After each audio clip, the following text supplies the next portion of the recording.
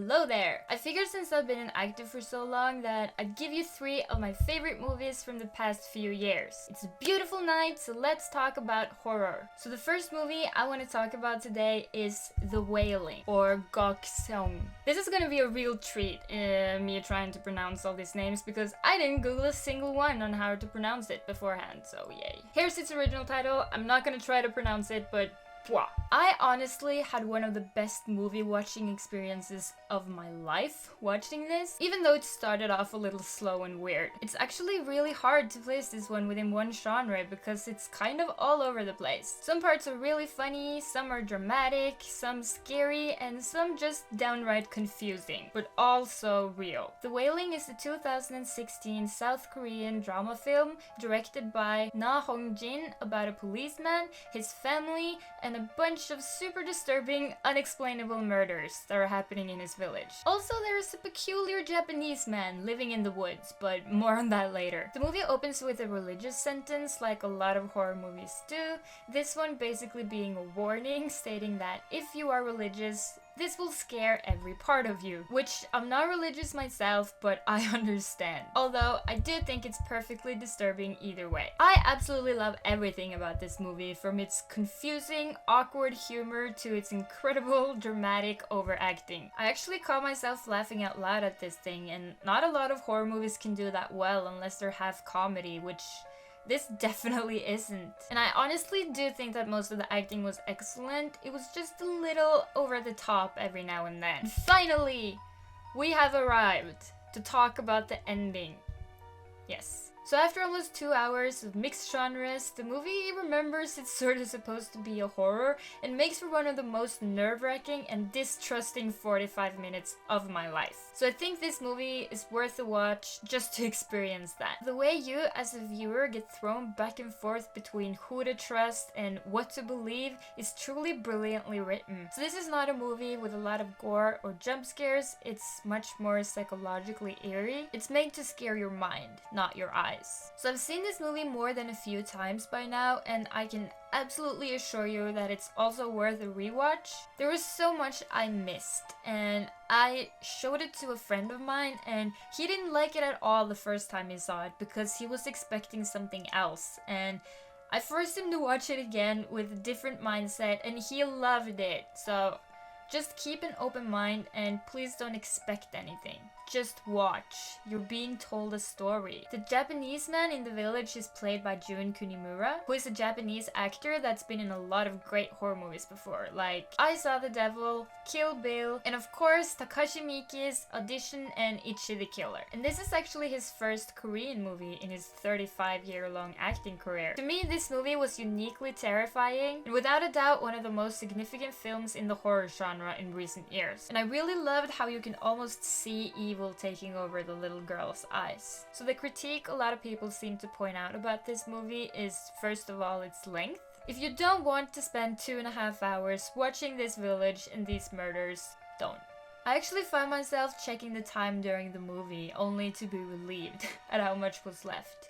That's how much I loved it. I'm so sick of the normal pattern that a lot of horror movies seem to follow, so when somebody does something fresh and unexpected, I'm there for it. To me, its length was a gift. The girl who played the main character's daughter actually had to take special classes for over 6 months in order to train for the scenes where she appeared possessed. All in all, this movie is amazing and just like a fresh drop of blood to all the horrific creatures that live inside my head. I love how it isn't until the big reveal at the end that you realize how detailed the setup to get there was, and it still blows my mind thinking about it. The whole movie was made within 5 months, and it immediately received widespread critical acclaim. One critic was quoted saying that the movie operates in a way that makes most American cinema seem clunky and unimaginative, which I must say I slightly agree with. On Rotten Tomatoes, The Wailing has a 99% approval rating, which I guess speaks for itself. Out of all the movies I'm gonna talk about today, I would definitely say that this one is the one that's closest to a regular horror movie in its build-up and its genre, but it's also the one that has most genres mixed up together, so you tell me. Please go and consume this amazing piece of cinematic art and come back and tell me if you thought it was stupid or brilliant or awesome or whatever. There are actually some discussions about one of the final scenes of the movie. While I really like the concept and think it's a perfect and creepy twist, the execution came off slightly cringy, but that's fine. If I would have read the story, it wouldn't matter at all, so keep an open mind, and I promise you that you will enjoy this wonderful trip to this disturbing and perhaps haunted village. It rains a lot there, and it might be demons around every corner, so if you're anything like me, you'll feel right at home. Second movie, Train to Busan, or Busan Haing. Awesome. One word that describes this movie perfectly. It's a 2016 South Korean zombie apocalypse action thriller written and directed by Sang Ho-yeon.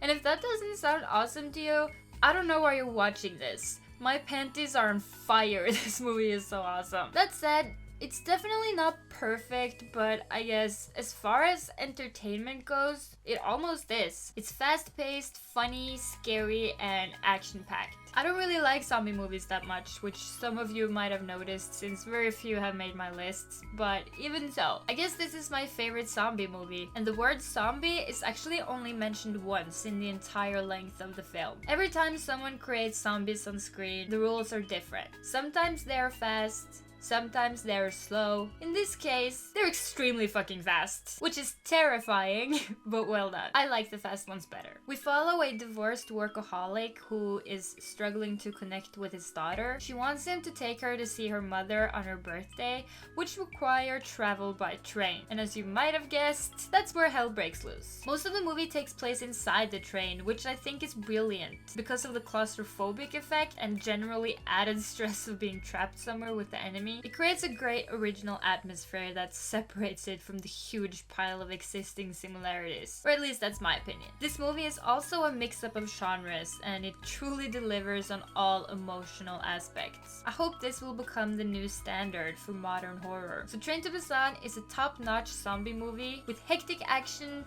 thrills, chills, gutsy scenes, and lots of gore. How can you not be intrigued? The only critique I could find was that it had some similarities to another movie called Snowpiercer, which I haven't seen, so I really can't speak on it. Please let me know in the comment section if you have and if you think that they're too similar. Train to Busan actually became the 6th highest grossing domestic film of all time in South Korea, and it was the first South Korean film to cross the $1 million mark at the Singapore box office. It's also the director's first live-action movie, with all of his previous work being animation. Here's a quote from Rotten Tomatoes, who gave it a 95% score. Train to Busan delivers a thrillingly unique and purely entertaining take on the zombie genre, with fully realized characters and plenty of social commentary to underscore the bursts of skillfully staged action. I'm not memorizing that, I'm sorry. I just loved how real this world felt, and the characters were so believable that at times I actually forgot that I'm a girl from Norway and not actually on a train in South Korea with a bunch of zombies. I just kept thinking of what was gonna happen next, and I was genuinely excited to find out. I think that's a great word for this movie actually. Excitement. If you love a well choreographed, brutal, but funny dance with death. Tiny fun fact, the character Jin Hee is actually played by Soo Hee, who is an ex-member of the famous K-pop group Wonder Girls. The more you know. Less than a month after Train to Busan premiered, the director actually released an animated prequel called Seoul Station, originally titled Seoul. The plot actually takes place one day before Train to Busan, and we follow a few different individuals as they fight for survival. I actually didn't know about this until I started doing research for this video. Of course, I had to watch it, and I have to say that I was just as entertained as when watching its sequel. It's different, for sure, but it also has a lot of the same elements. I was creeped out for the most part, and I laughed out loud at others. I really love how he managed managed to mix comedy into such a melancholy setting. Well done. I really love the animation style for this, but unfortunately it didn't really add much to the story. Like, it would have been really cool if we would have gotten a little bit more explanation or backstory as of why there was an outbreak in the first place. But I guess this was its own little thing and it should be appreciated as that. Don't expect too much gore, as a lot of it was a little toned down, but if you love the live action, this was a part of that and you should definitely check it out. Don't worry, it has gore, it's just not over the top. The focus is a little more on the characters. It's definitely a grim and jarring tale that creates an atmosphere of slowly growing paranoia and fear. The plot twist at the end was also a dark treat that I didn't expect. I didn't really know if I was supposed to laugh or be shocked or what, but it was interesting for sure. So, to conclude, Train to Busan, awesome plus pure excitement. Seoul Station, super dark animation for grown-ups involving creepy and terrifying monster zombies. Please watch both. Third movie, The Handmaiden. What genre is this? I don't really know, but it's amazing either way. Abuse and torture is what initially attracted me, but boy, this movie is a lot. The Handmaiden is a 2016 South Korean erotic psychological thriller directed by Park Chan-wook, and it's inspired by a Welsh novel called Fingersmith, which is written by Sarah Waters. You might actually know some of the director's work, as he's previously made great films like Old Boy and Thirst, and he also made the segment cut for the movie 3 Extremes, which I've talked about in another video. I really didn't know what to expect, but as the movie went on, I couldn't take my eyes off the screen. The plot became more and more complicated and confusing as it went on, but it never stopped surprising me, and each time it did, I was just more amazed. So in the novel, the plot originally takes place in London in the 19th century, but in this adaptation, we start off following a con man in South Korea in the 1930s. He plans to seduce a Japanese heiress, marry her, and then have her committed to an insane asylum so he can have all her money. Great starting point. I really don't want to say too much here, but he finds a girl who's a pocket thief who he convinces to help him and go undercover as the Japanese heiress's handmaid. Yeah, that's what made the title. So we get to observe this odd scenario as every piece of their plan starts falling into place, and then the movie takes you for a ride. I found it really interesting that the original title means The Lady, referring to Lady Hideko, while the English title, The Handmaiden, of course refers to Soki. Both Japanese and Korean are spoken throughout the movie, even though the majority of the cast was Korean. They were actually all assigned Japanese teachers before shooting, and they had to learn the language. The actress who played the Japanese heiress was even applauded by Japanese journalists for her proficiency at the screening at the Cannes Film Festival. For the theatrical release, the subtitles were actually color-coded to differentiate between the languages. White for Korean and yellow for Japanese. The Handmaiden actually sparked some controversy because of its explicit sexual scenes between the two female characters. Most of the critique was that it was too much and too cliché, which I really can't understand why people care so much. It's just a movie, and personally, I found the scenes to be more artistic than unrealistic, even though I do agree that some of them were unnecessarily long. I think this movie is a masterpiece. It truly delivers a stunning tale of greediness and its betrayal. I also thought the acting was sublime, and they did a great job capturing the atmosphere of that era. It's beautifully shot, and some of the exterior locations are so captivating and mesmerizing that it feels like you are there, or you wish you were there. I'm not sure.